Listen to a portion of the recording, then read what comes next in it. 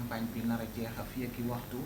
tey bu ñu dee wax président Bougane nga nekk candidat à la députation tey ban état d'esprit nga mën a présenter ñi nga xamante ne mooy des Sénégalais ñi ko tey ji moom nga àndal. État d'esprit bi ma mus a animé rek parce que moi je reste un passionné du Sénégal et comme lu may wax aussi jàpp naa ne ñun ñëpp dañu war a bay suñu waar ci lu defar réew mi et c'est ce que vous êtes en train de faire dans votre domaine.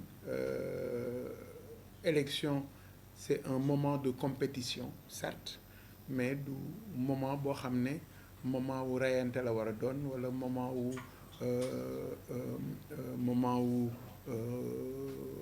nekk ci situation boo xam ne dinañu indi violence wala insécurité ci réew mi. Malheureusement même si c'est le constat amer boo xam ne moom la ñu def ce qui est clair c'est que les Sénégalais nous attendent ci naka la ñu war a régler seeni problèmes parce que n'oublie pas Fatou,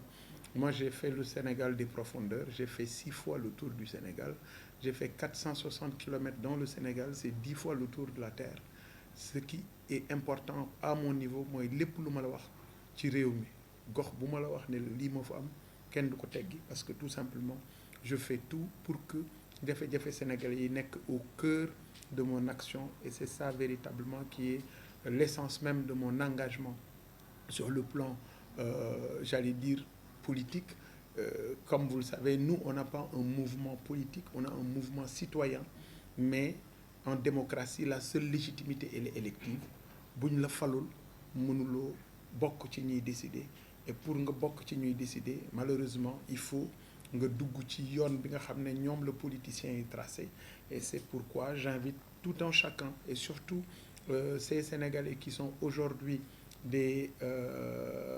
investisseurs, ces Sénégalais qui composent le secteur privé ñu xam ne bu ñu jógul bokk ci liy defar Sénégal bu ëllëgee on aura toujours des médiocres en face de nous qui vont s'investir, qui vont faire de la politique et c'est eux qui vont décider à notre place et je crois que loolu tey jii situation bii ñu jàkkaar lool situation bii ñu nekk nga xam ne ñun ñëpp dañu amoon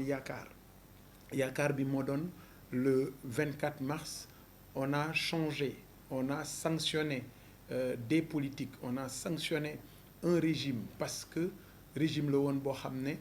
bu doon jël justice di ko utiliser nu mu ko neexee régime la woon boo xam ne y avait la corruption à outrance, une industrie de la corruption au Sénégal. Régime la woon boo xam ne nit ñi nekkoon nañu ci njàq jeunes yi seen problème mu liggéey réglé wul ba ñu nekk ci mbëkk mi dem nañu ba gis ne doomu étranger yi doxandéem yi maanaam marché bu am ci réew mi ñoom ñoo koy gagné. Malheureusement li ñu doon xeex démb yépp tey jii loolu moo nekkaat ci suñu kanam loolu la ñuy xeex. Ça veut dire tout simplement yéene bi ñu amoon pour changer ak ñi ñu àndaloon taxaw takk suñu ndigg pour que yëf yi soppiku juum nañu. 24 mars li xewoon njuumte la. Alors pour corriger ça ñun ñi ci suñu bopp juum nañu parce que bokkoon nañu ci ñu àndoon ak ñoom ci même esprit bi ci même lancé bi pour ñu soppi nañu sénégalais yi tànn nañu njuumte am na 8 mois après puusuñu paasuñu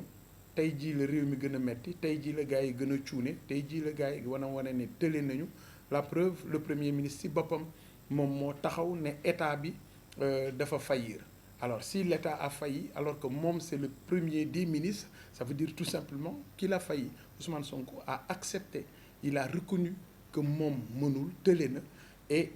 yéeneem taxawaayam xalaatam mooy nekk dans une logique de dictature et c'est ce qu'il a dit. bu ma président bàyyi woon bu ma ministre de l'intérieur déglu woon ministre de la justice déglu ma danaa lijjanti mbir mi. Alors ça veut dire tout simplement ce que cela veut dire et on a vu ce que ça a donné. Son ministre de l'Intérieur, le général Jean-Baptiste Tine, qui malheureusement a troqué ses étoiles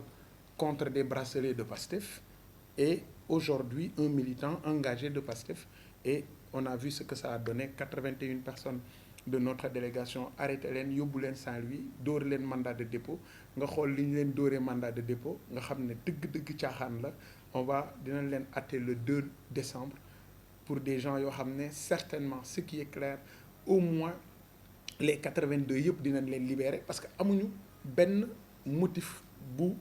dëgg bu ñu leen war a jàpp malheureusement liñ doon xeex démb moom moo taxawaat tey moo tax sàmm sa kàddu jóg avec ce bloc générationnel pour être une alternative pour cette trajectoire tortueuse bi nga xam ne réew mi jël na ko cuune yi nga xam ne boobaak léegi wane nañu seenu tëli ci réew mi ñu soppi ko jaare ko ci assemblée nationale